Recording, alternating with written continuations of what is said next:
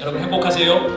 네. 하나님은 좋으신 분이에요. 오늘 찬양했던 것처럼 하나님은 좋으신 분이고 하나님은 항상 여러분을 아름답게 행복하게 세우기를 원하십니다. 영국의 찰스 스펄전 목사님이 어느 날 시골 농가에 방문했어요.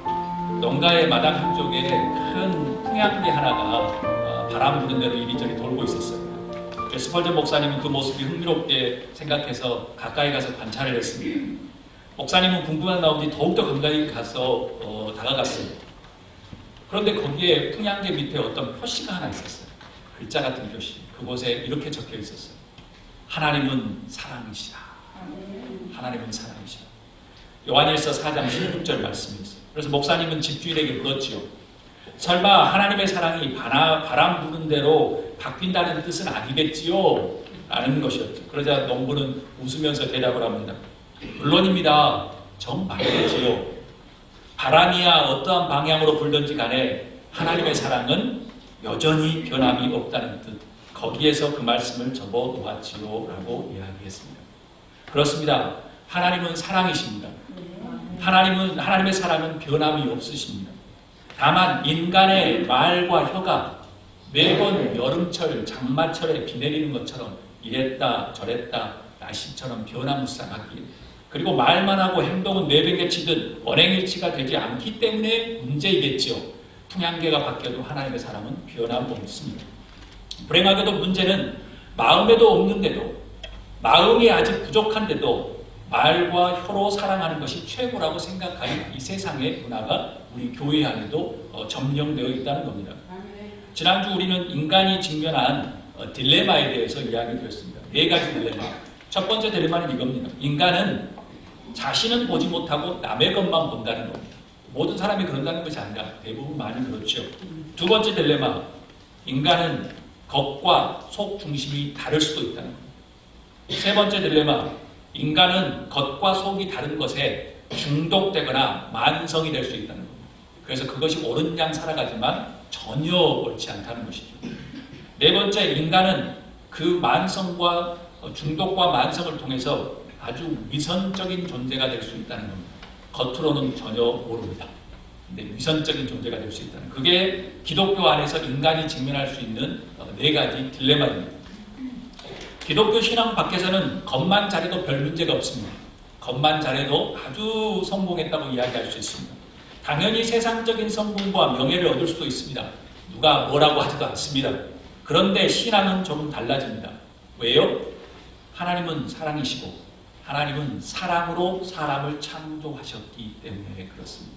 그래서 사랑이 없으면 겉이 아무리 성공하고 겉이 아무리 대단해도 성서에서는 nothing, 너는 넓은 길이야, 너는 가라지야 라고 하면 한마디 2초 1초도 안 걸리고 끝이 아닙니다.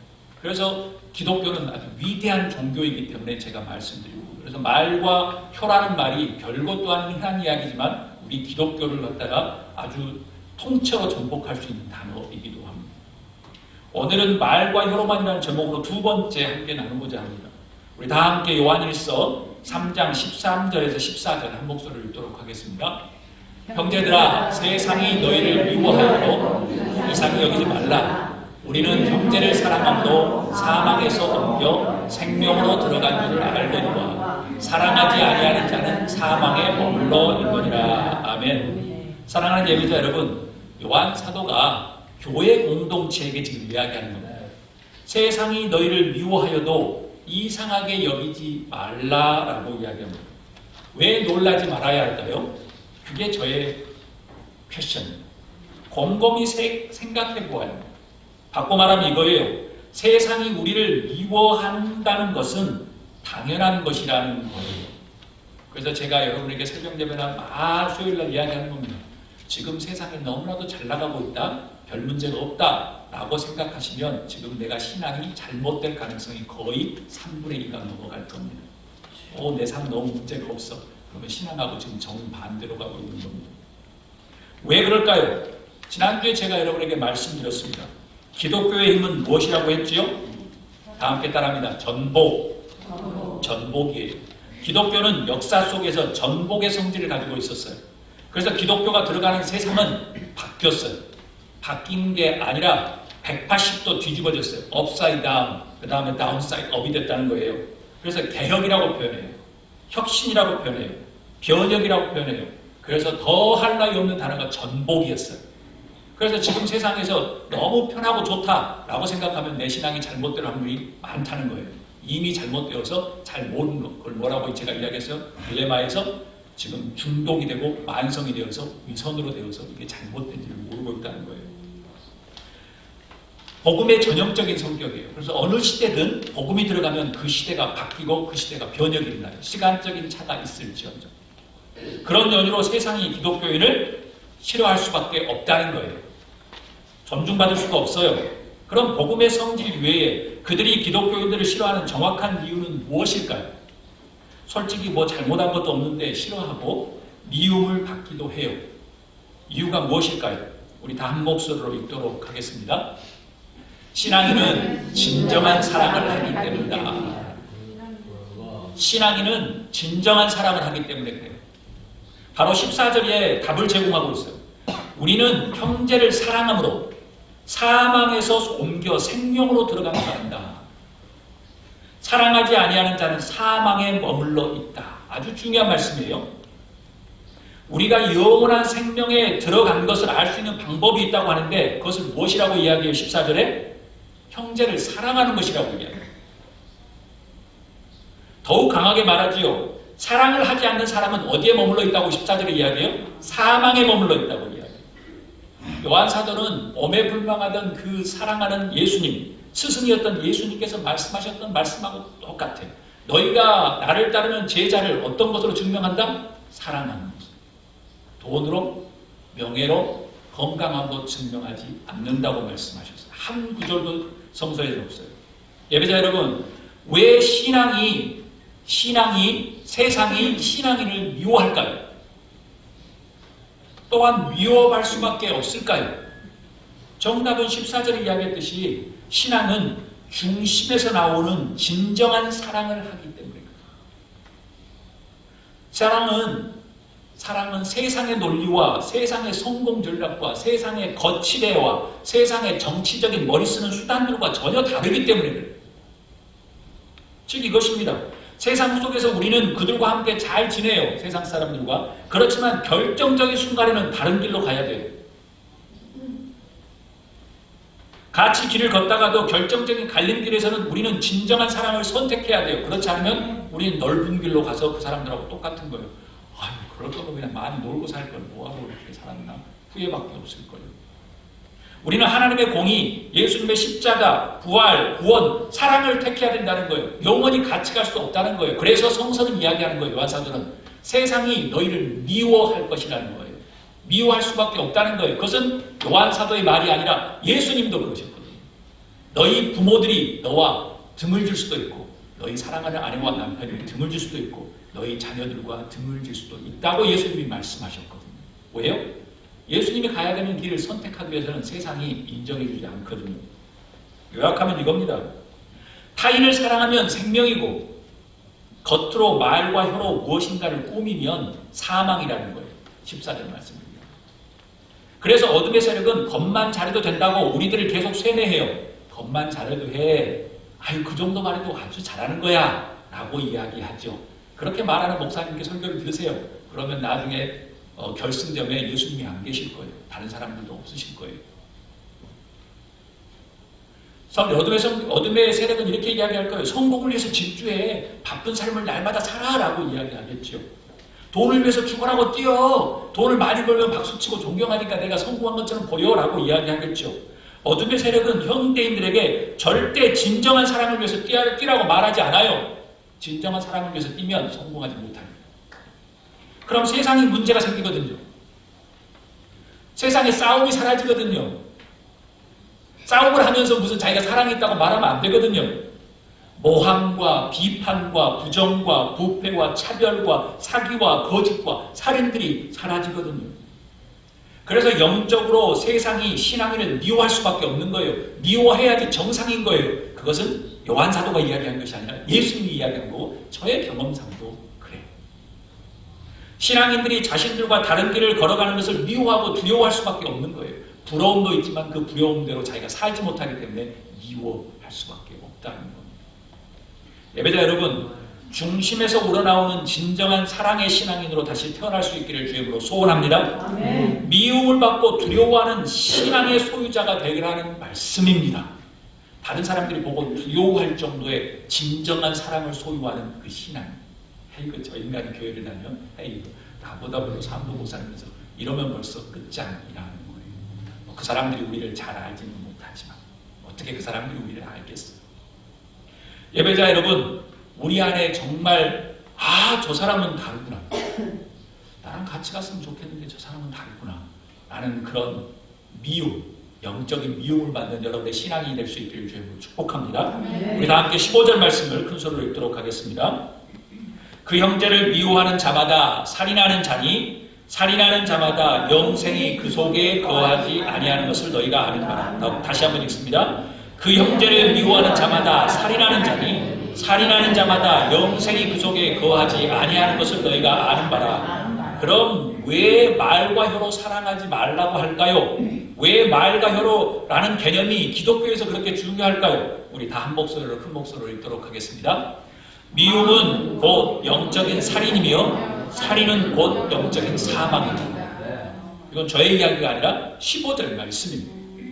꼭 말과 혀로 하는 사랑이 나쁜 것은 전혀 아닙니다.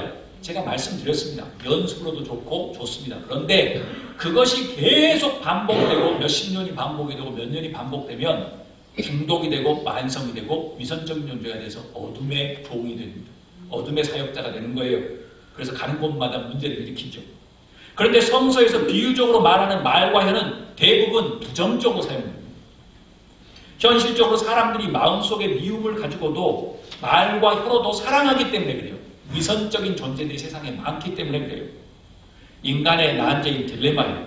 성서는 정확히 표현합니다. 형제를 미워하는 것은 영적인 살인이다. 그 영적인 살인은 곧 영적으로 사망이다라고 15절이 이야기해요. 왜 그럴까요? 겉과 속이 다른, 즉 말과 혀로만 하는 사랑은 곧 마음속에 하나님이 없기 때문에 그래요. 요한 사도는 그렇게 이야기해요. 겉과 속이 다르면 사랑이라는 말을 하지만 마음속에 그 마음과 미움과 무관심과 모함과 차별이 존재하므로 이미 사랑은 어디로 안데로메다로 떠나고 형식만 남았다는 거예요. 그래서 사망이라고 표현하는 겁니다. 즉 계시록에 등장하는 7교회에서 에베소 교회에게 이야기하는 거예요. 너는 열심히 일을 한다만, 교회에서 아주 사역을 많이 하고 그 다음에 열심히 봉사한다만 첫사랑을 버린 꼴이 되었다라는 겁니다. 그래서 바울 사도도 이야기해요. 요한 사도만 이야기하는 게 아니에요. 바울 사도도 이야기하는 겁니다. 바울 사도도 뭐라고 이야기했어요? 천사의 말을 하고 산을 넘길 만한 믿음이 있고 엄청나게 내 것을 다 불살아서 남을 도와줘도 사랑이 없으면 nothing, in vain이라고 이야기해요. 예수님도 동일하게 이야기해요. 마지막 예수님이 오는 날까지 등불을 준비하는 사람, 등을 준비하는 사람, 마지막까지 모릅니다. 모래에 지은 집, 반석에 지은 집, 마지막까지도 모릅니다. 홍수가 나봐야지 알고 문이 열려서 신랑이 와봐야지 하는 겁니다. 가라지와 알고 마지막 그때까지 누구도 몰랐습니다. 마지막에 주인이 와서 종에게 가라지 뽑아라 할 때 아는 겁니다. 그래서 라오디아 교회에게는 이렇게 이야기했어요. 라오디아 교회에게는 마음에 차지도 않고 뜨겁지도 않은 미지근한 심성의 사람이 됐다고 말합니다. 하나님이 그들에게 무엇이라고 이야기합니까? 라오디아 교회에게 계시록 3장 16절에 나는 너를 내 입에서 뱉어버리겠다. 에베소 교회는 착한 겁니다. 내 옷자락을 옮겨버리겠다. 촛대를 옮기겠다. 아주 부드러운 표현이잖아요. 근데 라오디아 교회는 아주 심하게 이야기합니다. 나는 너를 뱉어버리겠다라고 이야기해요. 하나님은 어떻게 겉과 속이 다른 라오디아 교회에게 비유하십니까? 17절에 이렇게 이야기합니다. 너는 풍족하여 부족한 것이 조금도 없고 하지만 실상 너는 너가 비참하고 불쌍하고 가난하고 눈이 벌고 벌거벗은 것을 알지 못한다. 그래서 제가 말씀드린 겁니다. 겉이 화려하고 겉이 잘 산다고 해서 하나님 앞에 인정받을 수 있느냐? No. 그건 저도 모르고 그 사람도 모르고 누구도 모르는 이게 말씀인 겁니다. 그래서 미국과 한국 교회에게 제가 쓴소리를 하는 겁니다. 우리가 지금 편안하다. 그 편안함은 나하고 신앙과 예수님하고 전혀 상관없는 길로 가고 있을 확률이 많다라는 겁니다. 예배자 여러분, 마음속에 미움과 미지근한 첫사랑을 벗어버리고 다시 뜨거운 속사람으로 부활할 수 있기를 주님으로 축복합니다. 아멘. 다 함께 우리 16절, 17절 말씀을 읽도록 하겠습니다. 큰 목소리로 읽습니다. 그가 우리를 위하여 목숨을 버리셨으니 우리가 이로써 사랑을 알고 우리도 형제들을 위하여 목숨을 버리는 것이 마땅하니라. 누가 이 세상의 재물을 가지고 형제의 궁핍함을 보고도 도와줄 마음을 가지면 하나님의 사랑이 어찌 그 속에 거하겠느냐. 아멘. 왜 말과 혀로 사랑하지 말라고 그렇게 이야기했을까요? 우리 다 한 목소리로 읽도록 하겠습니다. 예수님의 마음에 하나님의 사랑이 있었다. 하나님의 사랑은 예수님이 목숨을 버리게 하셨다. 그럼 우리는 어떠한가? 사람의 특성, 성질, 운동성을 잘 나타내는 특징입니다. 사랑의 특성. 예수님께서 우리를 위해서 십자가에 죽으셨습니다. 이것은 오로지 전적인 하나님의 은혜입니다. 그런데 요한사도는 예수님이 하신 것처럼 우리도 형제를 위해서 목숨을 버리는 것이 성서에 말하기를 마땅하다, 당연하다고 오늘 도전합니다. 이런 것들이 왜 일어났을까요? 과연 말과 혀로만 사랑해도 별 문제가 없는 것일까요? 대체적으로 인간의 말과 혀는 이겁니다. 기회주의적입니다. 이타의 성질이 아니라 이기적인 생각에 의해서 지배당합니다. 그런데 우리를 위해서 목숨을 버리신 예수님은 이기적인 게 아니라 이타적인데 무엇에 의해서 지배당했을까요? 17절 말씀에 뭐라고 이야기합니까? 누가 이 세상의 재물을 가지고 형제의 궁핍함을 보고도 도와줄 마음을 가지면 하나님의 사랑이 어찌 그 속에 거하겠느냐라는 겁니다. 이 말을 바꿔 생각하면 이겁니다. 형제를 사랑하는 마음이 없는데 어떻게 하나님이 그 안에 거하겠느냐라는 겁니다. 거할 수 없습니다. 제가 전공이 심리학이고 상담학입니다. 거하지 못합니다. 거할 수 없습니다. 요한사도는 정말 영적인 사람이었습니다. 너무나도 정확하게 표현합니다. 하나님의 사랑이 우리 안에 있다는 것은 우리의 마음이 열려있다는 의미. 17절이었습니다. 마음이 열려있다는 것은 하나님의 사랑이 우리 안에 들어와 있다는 것입니다. 그 사랑은 결코 고여있거나 고립되거나 이기적이지 않고 타인에게 영향력 있게 전달된 겁니다. 그래서 여기는 사랑하는데 이 사람은 사랑하지 않는다. 그건 사랑이 아닌 겁니다. True love가 아닌 겁니다. 그건 오염되어 있는 사랑인 거예요. 절대 하나님의 사랑과 예수님의 구원과 은혜, 사랑은 말로 혀로 전달되어서 전달될 수도 없는 겁니다. 어떻게 부모님의 사랑을 말과 혀로 우리가 할 수 있겠습니까? 하나님이 찾으시고 기뻐하시는 예배자 여러분, 여러분의 마음속에 하나님의 사랑이 가득 넘칠 수 있기를 주님으로 축복합니다. 우리 옆에 분하고 인사하도록 하겠습니다. 하나님의 사랑이 당신에게 가득 넘치기를 축복합니다. 하나님의 사랑이 당신의 마음을 넘치도록 바랍니다. 그 사랑이 예수님처럼 타인에게, 그리고 여러분의 진정한 사랑이 타인에게 흘러가게 할 수 있기를 주님으로 축복합니다. 성서는 정확하게 뭐라고 이야기하냐면 마땅하다, 당연한 것이라고 우리를 도전합니다. 그러니까 그 마땅함과 당연함이 없으면 우리는 예수님을 따르고 있는 게 아니라는 거예요. 그냥 말과 혀로만, 기독교에서 이야기하길 위선이다, 그러면 끝이다. 여러분의 마음의 사랑이 타인에게 전달되어 하나님의 눈에 마땅한 당연한 신앙인으로 인정받을 수 있기를 주님으로 축복합니다. 우리 다 함께 18절 말씀, 자녀들아 우리가 말로 혀로만 사랑하지 말고 행함과 진실함으로 하자. 그럼 왜 그토록 사도 요한은 말로 혀로만 사랑하지 말라고 그렇게 계속 강조할까요? 우리 19절 말씀 한 목소리로 읽습니다. 이로써 우리가 진리에 속한 줄을 알고 또 우리 마음을 주 앞에서 굳세게 하리니. 아멘.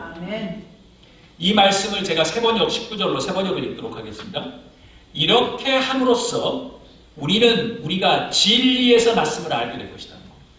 그러니까 우리가 지금 진리에 속한다는 걸 알 수 있고, 또 우리는 하나님 앞에서 확신을 가지게 된다는 거예요.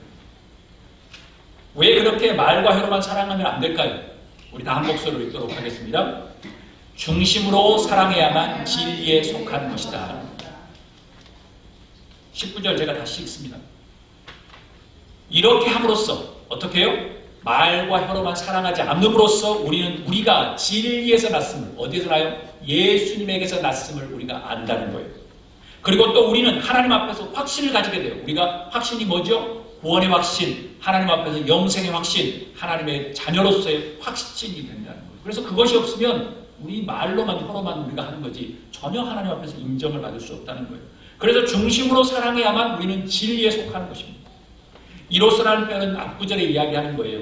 말로 혀로만 사랑하지 말라는 것이에요. 만약 말로 혀로 사랑하지 않는다면 너희는 진리에 속할 것이라는 거예요.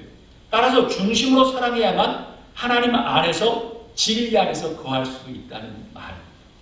진리이신 예수님을 믿는 것, 진리이신 예수님을 따르는 것, 진리이신 그분 안에 거하는 것, 그분이 우리 안에 거하는 것은 내가 거한다라고 날마다 이야기하는 것이 아니라 형제에게 사랑이 true love가 말과 혀가 아니라 흘러가는 것이 곧 하나님이 나에게 거하신다는 것을 인정하는 거라는 거예요.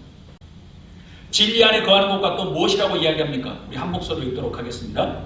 진정한 사랑만이 하나님의 인정을 받을 수 있다는 것입니다. 19절은 말합니다. 또 우리 마음을 주 앞에서 굳세게 하리니. 세 번역은 이렇게 이야기해요. 우리는 하나님 앞에서 확신을 가지게 될 거라는 거예요. 무슨 확신이에요? 믿음과 신앙의 확신이에요.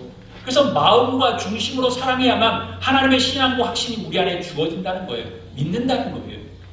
교회에서 사역을 하지 말라는 것이 아니에요. 우리가 사역을 많이 했는데 뭐 했다 그런 말이 아니에요. 우리가 어떤 일을 할 때마다 만약 자신이 없으면 말과 혀로도 하지 말라는 거예요. 우리의 마음이 진정한 사랑이 생길 때까지, 그리고 진정한 사랑이 흘러가면 그것이 곧 하나님께 인정받을 수 있는 확신이 될 수 있다는 거예요. 그래서 세상이 말하는 논리와 너무나도 틀린 거예요. 그래서 저는 기독교를 너무나도 좋아하고 하나님의 말씀을 좋아하고 예수님을 너무나도 좋아해요. 우리가 바라본 것과 180도 다르기 때문에. 예배자 여러분, 말과 혀가 아닌 중심으로 사랑하는 여러분이 될 수 있기를 주님으로 축복합니다. 중심의 사랑으로 진리 안에 거하십시오. 그리고 하나님의 인정을 받으십시오. 김남조 시인의 그대의 있음에 라는 시를 읽고 말씀을 마치려고 합니다. 시 제목 그대의 있음에. 그대의 근심 있는 곳에 나를 불러 손잡게 하라. 큰 기쁨과 조용한 갈망이 그대의 있음에 내 마음에 자라거늘. 오 그리움이여 그대의 있음에 내가 있네. 나를 불러 손잡게 하라. 그대의 사랑 문을 열 때, 그대의 사랑 문을 열 때 내가 있어 그 빛에 살게. 사는 것에 외롭고 고단함, 그대의 있음에 삶의 뜻을 배우니. 오 그리움이여 그대의 있음에 내가 있네. 나를 불러 그 밑에 살게. 예배자 여러분, 시인이 말한 사랑은 이렇게 요약합니다. 그대 있음에 내가 있고 나를 불러 그 빛에 살게. 이것이 사랑입니다. 하나님께서 여러분이 하나님을 사랑하시는 것이 있다고 하면 그렇게 되기를 원하시는 겁니다. 그냥 말과 혀가 아니고 하나님의 빛에 살기를 원하십니다.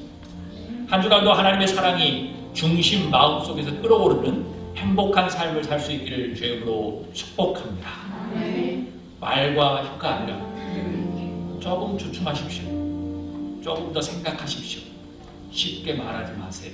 하나님은 다 기억하시고 그대로 행하십니다. 그대로 갚아주십니다. 그냥 참으세요. 진정한 사랑이 생길 때까지. 너무나도 겉과 형식으로 살지 마시고 조금 스텝 바이 스텝을 하시다가 예수님의 길을 따라가는, 그래서 예수님의 진정한 행복 안에 거하는 여러분이 될 수 있기를 주님으로 축복합니다.